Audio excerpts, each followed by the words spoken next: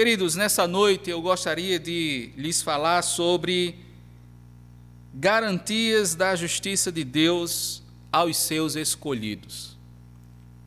E por que esse tema? Se você lembrar bem, na última quarta-feira, eu preguei sobre a parábola do juiz iníquo, que está registrada aí nos 8 primeiros versículos do capítulo 18 de Lucas. E para levar os irmãos a entenderem essa parábola, foi necessário trazê-los para Lucas 17, a partir do capítulo 20.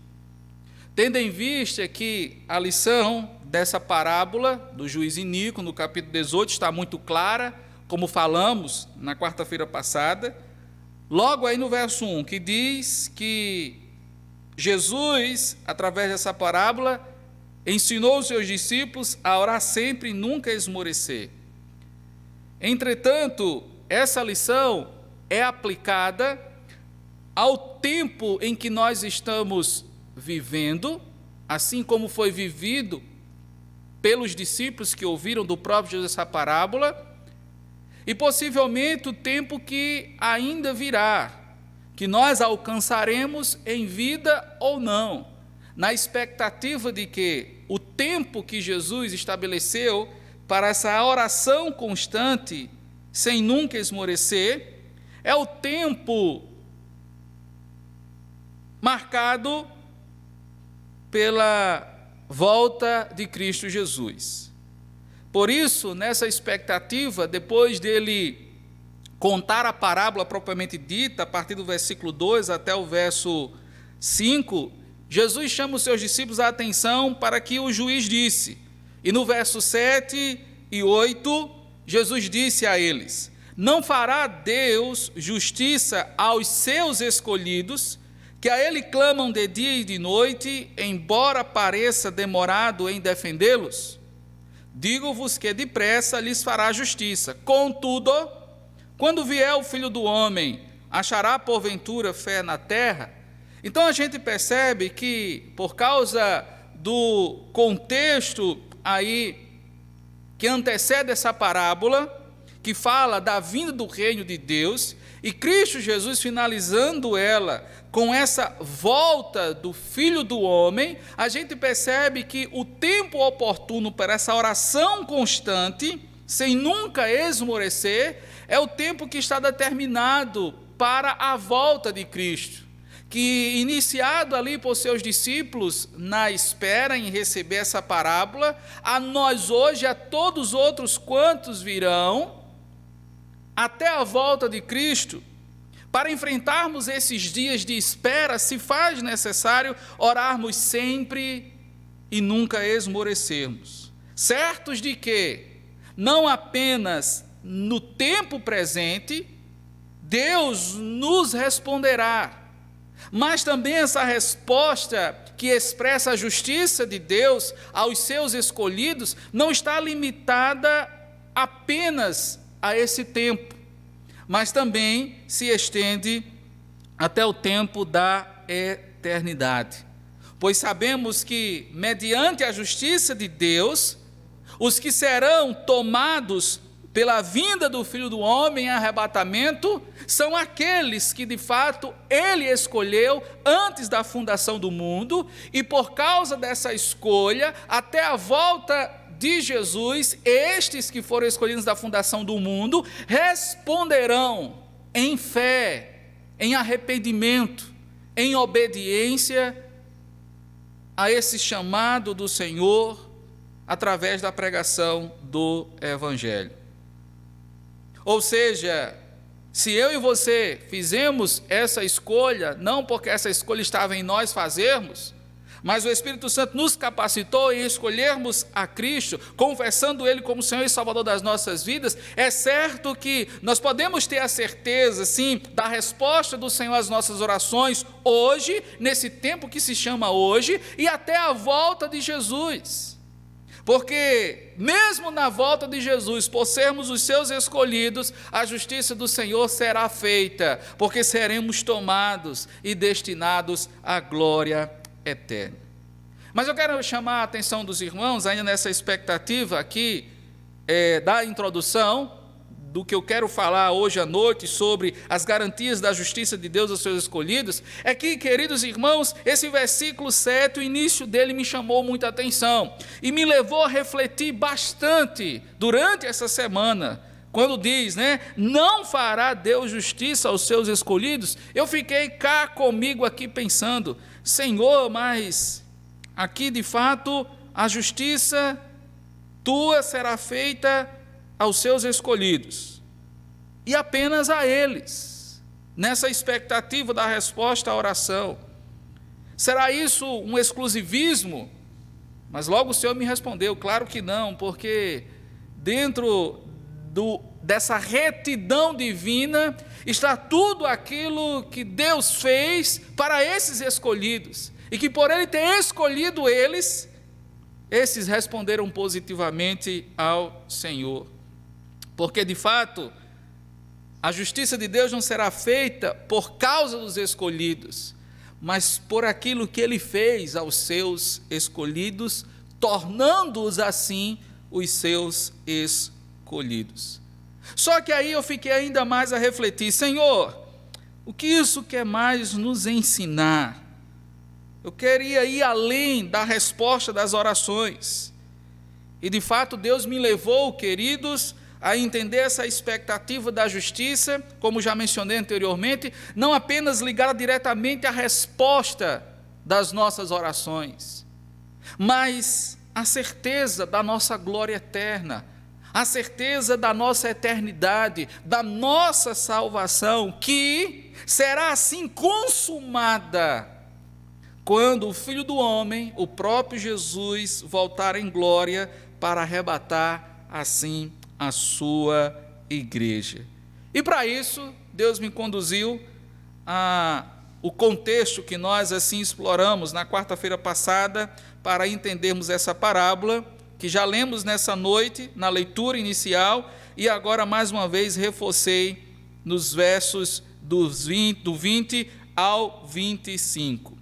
E falando sobre as garantias da justiça de Deus aos seus escolhidos, eu gostaria, queridos irmãos, de não esgotar essas garantias hoje, mas nas próximas quartas-feiras, nesse contexto aqui da parábola, escrita no capítulo 18, ou seja, dos versos 20 ao 37, trazer a cada quarta-feira, a partir de hoje, uma das garantias dessa justiça de Deus que será feita aos seus escolhidos. E a primeira eu gostaria de destacar nesses versículos que nós já lemos, dos versos 20 ao 25. Então permaneça com ele aberto aí, que nós, de maneira prática, buscaremos assim expor esses versículos. Então, queridos, a princípio a gente pode perceber, numa leitura dos versos 20 ao 21, que Cristo Jesus está sendo interrogado pelos fariseus sobre quando viria o reino de Deus, e Jesus os responde. Então eu gostaria de levá-los a compreender esses versículos 20 e 21 como a verdade que Jesus fala a respeito da chegada do reino de Deus, essa que não será visível, mas internalizada no coração. Então a gente vai perceber claramente nos versos 20 e 21, a chegada do reino de Deus, Jesus falando, melhor dizendo, dessa chegada do reino de Deus que não será visível, mas internalizada no coração. Esta verdade, dita por Jesus, como eu já mencionei, é dita em resposta à indagação que os fariseus fazem a respeito de quando viria o reino. E nos leva a entender que aqui, pelo menos na indagação deles, que eles esperavam que Jesus de fato fosse o Messias, mas que ele iria introduzir o seu governo com uma declaração aí súbita de poder, uma conquista visível do país, da nação ali, ou seja, iria ser tomado por uma revolução. Era isso que os fariseus talvez estavam idealizando de Jesus, se de fato ele fosse o Messias, no caso para eles. Essa expectativa de exibição do reino é explicado pelas expressões que o Senhor Jesus usa aí no verso 21, quando ele diz assim, primeiro ele diz que o reino de Deus não vem com visível aparência, né, no verso 20. Aí o verso 21, Jesus diz, olha, nem dirão, ei-lo aqui ou lá está, porque o reino de Deus está dentro de vós. Então, Jesus mostra claramente que a chegada do reino não será visível, mas será internalizada no coração. Veja que é o contraste aqui de Jesus, ao falar sobre a chegada do reino, com a expectativa que os fariseus tinham sobre essa chegada. E Jesus declara, de fato, que o reino, ou o que preferivelmente pode-se dizer, né, o reinado, ou o domínio, ou o governo de Deus, está dentro, ou se alguém preferir, no íntimo de uma pessoa. Não é de maneira visível, fisicamente observável. Jesus está falando isso, inclusive a um fariseu, e é importante destacarmos isso aqui, né? Pois quando ele diz, olha, o reino não está nem ali e nem aqui, ele não é de visível aparência, mas está dentro de vós. Chama a sua atenção porque nessa expectativa aqui, Jesus está falando ao fariseu, e ele nos é estranho, né, Jesus dizer ou afirmar que o reino estava dentro ali do fariseu, a gente conhecendo hoje, né, através das Sagradas Escrituras, quem era essa turma aí, mas eu quero levá-lo a compreender melhor essa expressão, porque o pronome você aqui utilizado tem mais de um sentido. O primeiro deles é o sentido comum para você, que é as pessoas endereçadas. Ou seja, é como se Jesus estivesse dizendo, olha, o reino de Deus nem está lá, nem está aqui, porque ele não é de visível aparência, mas ele está no coração das pessoas endereçadas. Mas além desse sentido, a expressão aqui, ou melhor dizendo, o pronome você, dá uma outra possibilidade de compreensão, ou seja, tanto no grego como no nosso idioma, você é uma pessoa ou alguém. Ou seja, Jesus estaria dizendo, né, aos fariseus, olha, o reino de Deus está dentro de uma pessoa, está dentro de alguém, não nessa expectativa de vocês visível, né, de maneira observável, fisicamente, numa estrutura que talvez vocês possam dizer, olha, isso aí é o reino de Deus. Com essa afirmação, dessa internalização do reino, Jesus está dizendo que este reino é espiritual em sua essência. Ou seja, aonde Deus for reconhecido verdadeiramente e honrado como rei, ali se encontra o seu reino ou o seu reinado. Vou repetir isso. Aonde Deus for reconhecido verdadeiramente e honrado como rei, ali se encontra seu reino ou reinado. Foi isso que Jesus estava querendo dizer em resposta aos fariseus quando indagado, quando chegaria o reino. Quando alguém reconhece verdadeiramente e honra a Deus como rei, essa pessoa passa a internalizar esse reino. É isso que os versículos 20 e 21 deve nos levar a compreender. Mas veja comigo agora o verso 22. A seguir dirigiu-se aos discípulos, no caso Jesus, né? Virá o tempo em que desejareis ver um dos dias do Filho do Homem e não o vereis. E vos dirão, ele aqui ou lá está. Não vades, nem o sigais. Porque assim como o relâmpago, fuzilando, brilha de uma a outra extremidade do céu, assim será no seu dia, o Filho do Homem. Se num primeiro momento, né, Jesus, ele está falando que a chegada do reino de Deus não será visível, mas internalizada no coração, agora Jesus, falando aos discípulos, dirigindo-se a ele, Jesus mostra que o reino, ou o estabelecimento do reino de Deus, melhor dizendo, será desejado por alguns. É isso que o texto aqui nos mostra, porque ao Jesus se dirigir a esses discípulos, Certamente Jesus percebeu e sondando os seus corações, pois ele tinha o poder para isso, ele percebeu qual era agora o interesse, não dos fariseus, mas dos discípulos. Enquanto esse reino seria estabelecido, ou seja, seria consumado. Por isso Jesus disse, olha, virá o tempo em que vocês desejarão ver um dos dias do Filho do Homem e não os vereis. Embora Jesus esteja falando acerca do reino ou reinado espiritual de Deus, ele não nega também que esse reino que é internalizado no coração, haverá de, em um dia, se manifestar visível e gloriosamente. Veja que é aos discípulos que Jesus fala isso. Agora os fariseus ficam fora do quadro. E Jesus se dirige aos discípulos, os seus escolhidos, e o texto mostra muito claramente isso. A seguir, dirigiu-se aos seus discípulos. Porque aqui não apenas me limito a levar você a considerar os discípulos como os seguidores de Jesus, mas também aqueles que Jesus escolheu.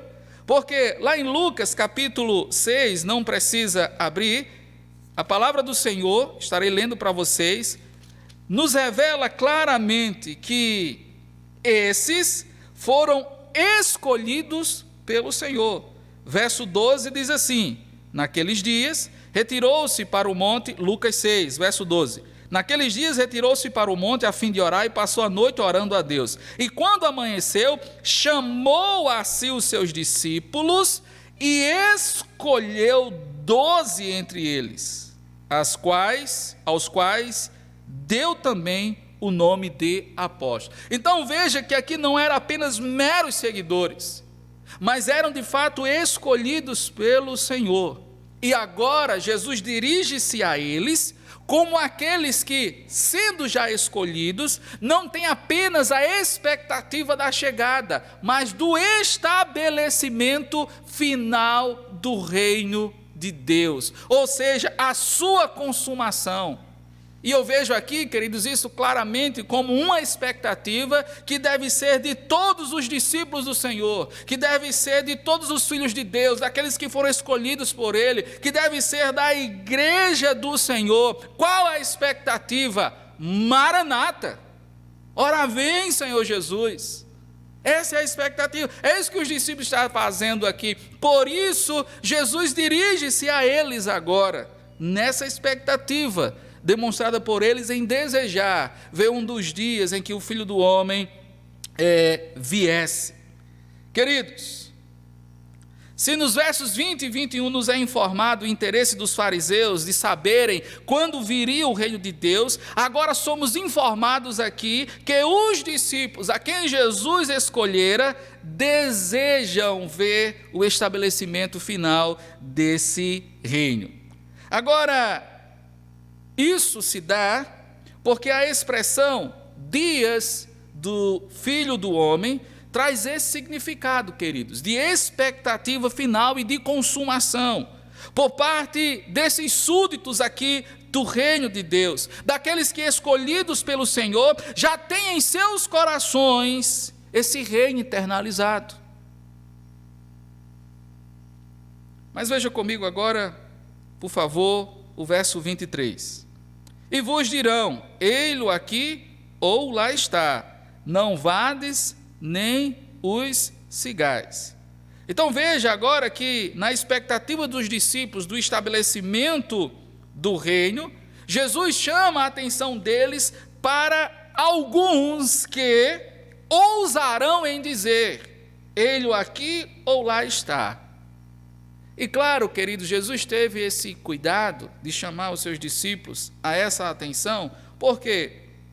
Porque se nós considerarmos os capítulos anteriores de Lucas, nós vamos perceber que lá em Lucas capítulo 12, Jesus fala aos seus discípulos sobre a parábola do servo vigilante, numa expectativa da volta do Senhor Jesus. Em Lucas capítulo 14, são as duas referências que eu quero destacar nessa noite, aqui como exemplo, Jesus falou sobre a parábola da grande ceia. fora pequenos vislumbres que ele deu ali, entre esses capítulos. Eu não tenho dúvida que isso provocou nos discípulos essa expectativa. Olha, Senhor, quando de fato virá, quando a coisa será consumada, nós veremos. Por causa dessa expectativa, Jesus chama a atenção deles, tenham cuidado. E nessa chamada de atenção, Jesus os exorta a não irem e nem seguirem aqueles que talvez dirão: olha, está ali o reino chegou, já está sendo consumado. A razão dessa exortação está no fato de que o tempo do estabelecimento final do reino não será conhecido com antecipação. E o verdadeiro tempo, quando ocorrer, será visível a todo mundo. Por isso Jesus disse aí no versículo 24: porque assim como o relâmpago fuzilando brilha de uma a outra extremidade do céu, assim será no seu dia o Filho do Homem. E você, atento aos discursos escatológicos de Jesus em Mateus e Marcos, você verá que Jesus vai dizer, no caso em Mateus 24, versículo 36, e em Marcos 13, 12, que a hora da volta do Filho do Homem ninguém sabe, nem mesmo o Filho, está reservado somente para o Pai. Por isso Jesus disse: olha, tenham cuidado, não sigam e nem vejam nem vão adiante daqueles que dizem: olha, o reino chegou, vai ser consumado, está sendo consumado. Não, porque Jesus disse: olha, quando tiver de ser, de fato será visível a todo mundo. Aí é nessa expectativa que Jesus tranquiliza os discípulos, levando-os a entender que será necessário esperarem o Maranata acontecer. Aí você vai entender agora, Lucas 18, verso 1. Então, olha, discípulos, orem sempre e nunca esmoreçam, porque fazendo isso, durante essa expectativa da espera do reino, Jesus afirmou a eles que Deus fará justiça aos seus escolhidos, que clamam a Ele de dia e de noite. Eu quero agora destacar o último versículo aí que lemos nessa noite, o versículo 25, que diz assim: porque mais importa, melhor dizendo, que primeiro ele apareça, mais importa que primeiro ele padeça muitas coisas e seja rejeitado por esta geração. Então, afirmamos que no primeiro momento, nos versos 20 e 21, Jesus deixa claro a chegada do reino de forma não visível, mas internalizada no coração. Em segundo lugar, Jesus mostra que o estabelecimento do reino, a sua consumação, será desejada por alguns, e aqui esses alguns são aqueles que já tiveram o reino de Deus internalizado, são os seus escolhidos, no caso aqui os seus discípulos. E por fim, Jesus aqui deixa claro a esses que estão na expectativa do estabelecimento final desse reino, da sua consumação, orando e não se esmurecendo. Jesus mostra que haverá uma agenda para que o reino de Deus seja consumado, seja estabelecido de maneira final. É o que o versículo 25 quer nos dizer. Mas importa que primeiro ele padeça muitas coisas e seja rejeitado por esta geração, ou seja, o Filho do Homem. É como se Jesus, vamos fazer assim uma compreensão de trás para frente, né? De maneira prática. Então Jesus está dizendo: olha, de fato, o reino ele não é visível, é internalizado no coração, naqueles que são escolhidos, e esse reino no final será estabelecido. Mas fiquem atentos, porque para que esse reino seja estabelecido, é necessário acontecer algumas coisas. E aqui chama a sua atenção para isso.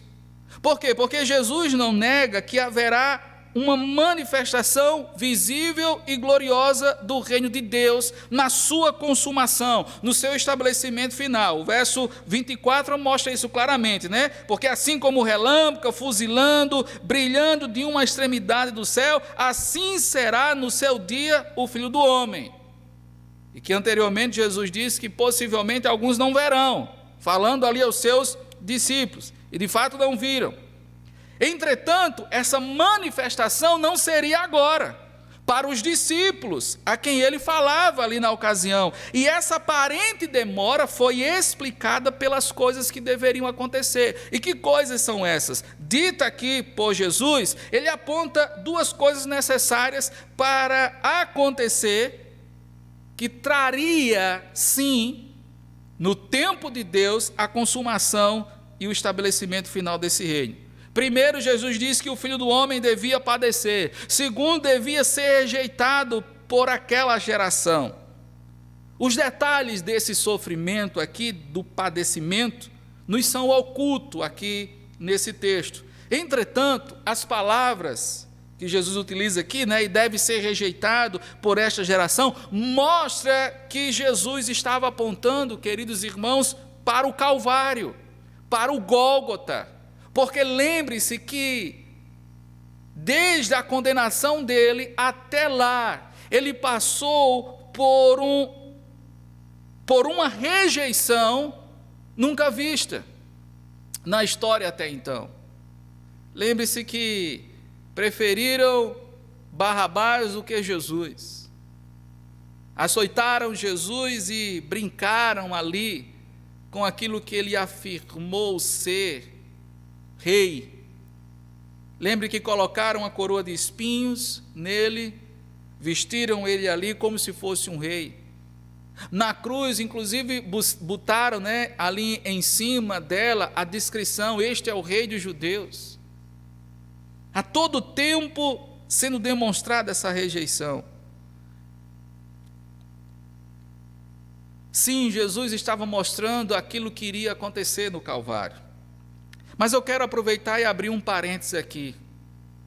É interessante, queridos, porque considerando, sim, o texto, nessa expectativa de que Jesus estava apontando para o Calvário, o padecimento foi vivenciado de uma vez por todas. O sacrifício foi perfeito. Cristo Jesus derramou o seu precioso sangue. O seu corpo foi moído para a salvação dos seus escolhidos, daqueles que viriam a crer, por crerem no sacrifício perfeito que satisfez a justiça de Deus. Mas é fato, queridos, que a gente percebe que ainda nos nossos dias, tal rejeição perdura. Quantas e quantas pessoas ainda não rejeitam a mensagem do Evangelho? Quantas pessoas ainda, mesmo ouvindo tudo aquilo que Jesus fez por ela, para a salvação delas, demonstrando o amor de Deus, ainda não rejeitam a mensagem do Evangelho? É interessante pensarmos nisso. E talvez você, amigo que nos acompanha, amiga, está dentro desse grupo, porque ainda não confessou a sua fé nessa mensagem, nessa verdade. E se assim você não tem feito, você tem rejeitado ainda. O estabelecimento final do reino de Deus, imprescindivelmente, devia passar pelo cumprimento dessa agenda, pois ela foi cumprida com a morte de Cristo no Calvário, satisfazendo assim a justiça de Deus para os seus escolhidos. Pensando nisso que Jesus aqui mostrou, nesse primeiro momento aos discípulos, que a chegada do reino não seria visível, mas internalizada, e nesses que esse reino seria internalizado, geraria a expectativa da sua consumação, mas que para que essa consumação viesse a acontecer, seria necessário o cumprimento de uma agenda, pensando nessas questões, nessas verdades. Como aplicar então o tema da mensagem de hoje à minha, à sua vida? pensando assim nas garantias da justiça de Deus aos seus escolhidos.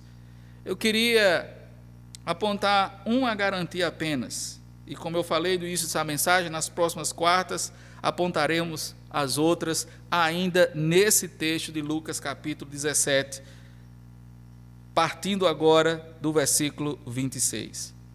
Mas, como aplicação, queridos, eu queria levá-los a entender que a garantia da justiça de Deus aos seus escolhidos, essa garantia que Jesus, no verso 7 de Lucas 18, deixou claro, que Deus assim faria aos seus escolhidos, que a Ele clamam de dia e de noite, esta garantia está na morte de Cristo Jesus.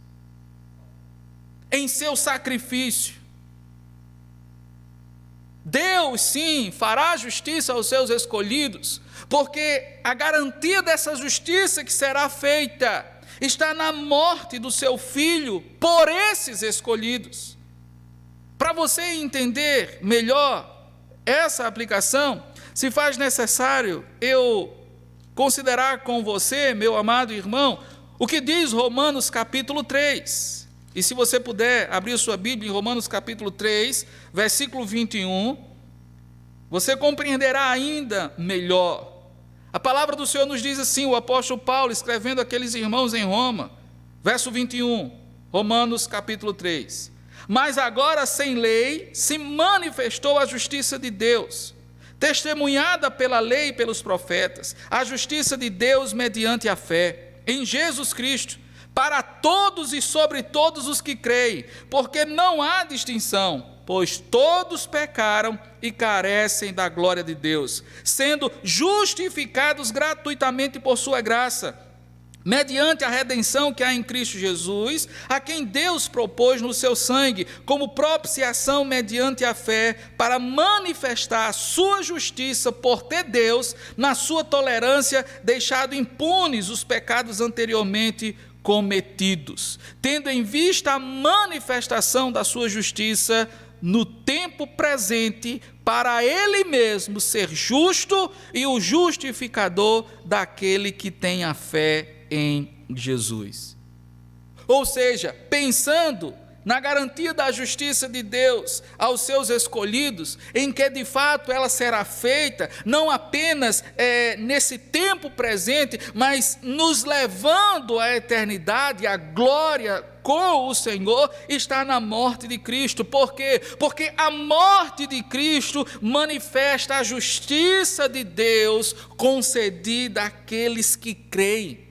É o que o apóstolo Paulo está dizendo aqui no verso 22. Justiça de Deus mediante a fé em Jesus Cristo para todos e sobre todos os que creem, porque não há distinção.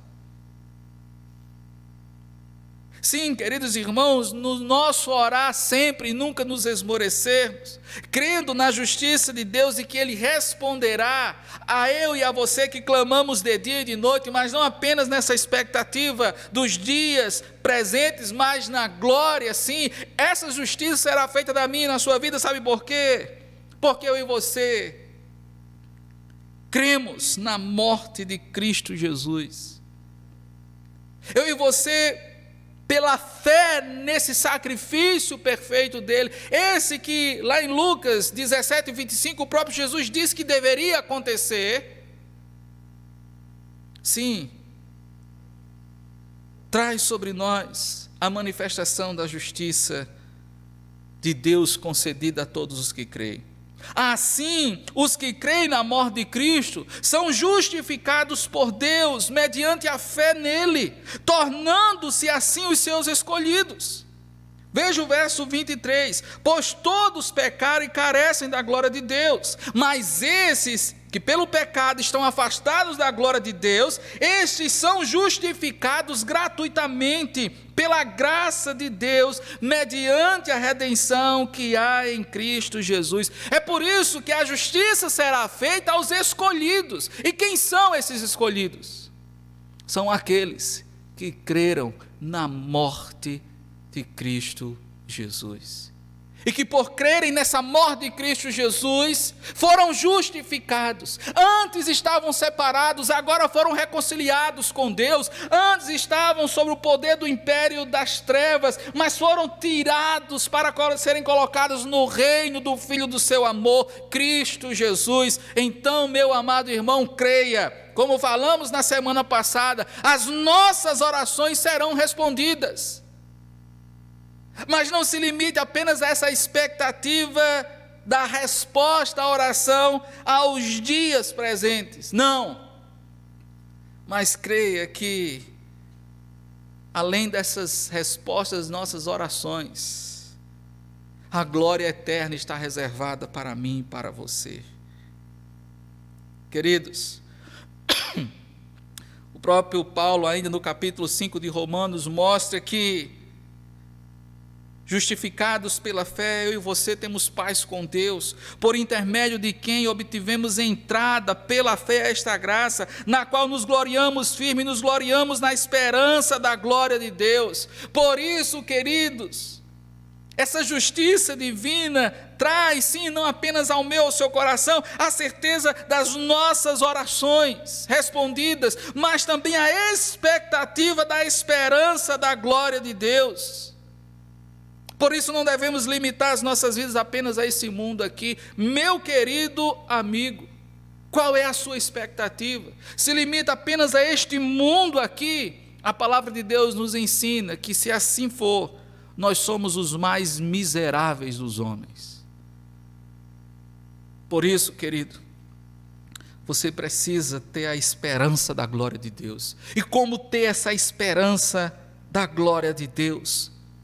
Crendo na morte de Cristo Jesus.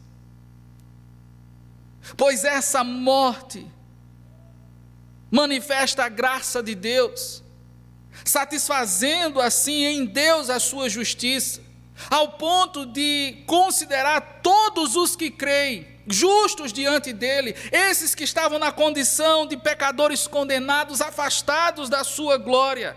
Esses sim, que por causa do que Cristo fez, são os escolhidos de Deus.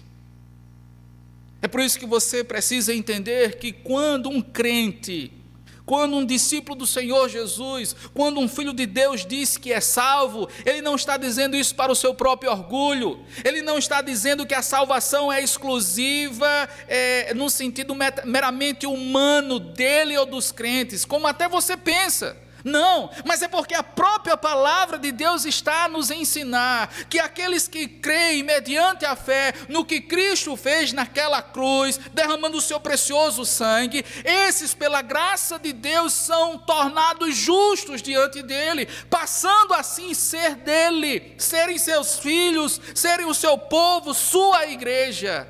E isso está também para você.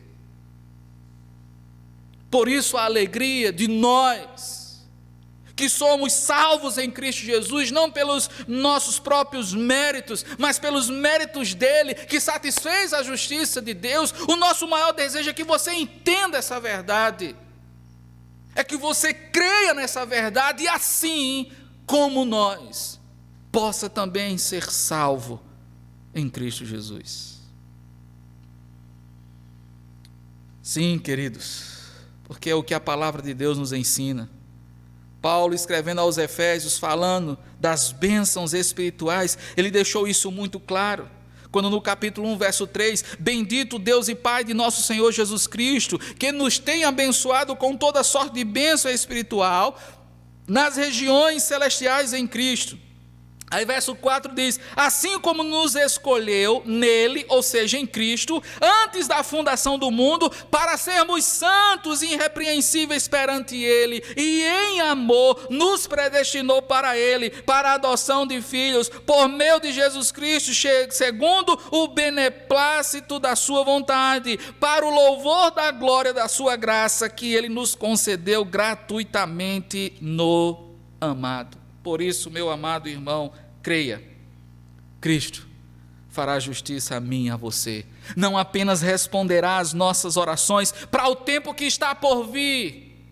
Esse que traz para nós a espera e a expectativa da volta do reino, da volta do rei e da consumação do seu reino, da glória eterna, pois se assim vier e acontecer, eu e você estamos destinados para a glória.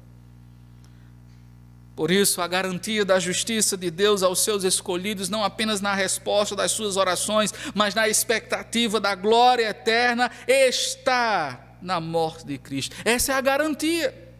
É nessa expectativa do plano eterno de Deus, baseado na satisfação da sua justiça, que como seu escolhido eu posso ter a certeza de que Ele fará justiça, não apenas aqui na minha espera da consumação do seu reino glorioso, mas também para a eternidade. Versos 25 e 26 de Romanos 3. A quem Deus propôs no seu sangue, com propiciação mediante a fé, para manifestar a sua justiça por ter Deus, na sua tolerância, deixado impunes os pecados anteriormente cometidos, tendo em vista a manifestação da sua justiça no tempo presente, para Ele mesmo ser justo e o justificador daquele que tem fé em Jesus. Por isso, querido irmão, quero concluir nessa noite dizendo: eu e você já estamos destinados para a glória eterna. Mas até a consumação do reino glorioso do nosso Senhor, haverá um tempo de espera, pois não sabemos quando virá. Mas até lá, continuemos a orar sempre e nunca nos esmorecermos. Mesmo que essa espera traga para nós, como falamos na quarta-feira passada, a incerteza do tempo pós-pandemia, oremos na expectativa da consumação desse reino glorioso. Sabe por quê? Porque Deus fará justiça aos seus escolhidos, que a Ele clamam de dia e de noite. E Ele garantiu isso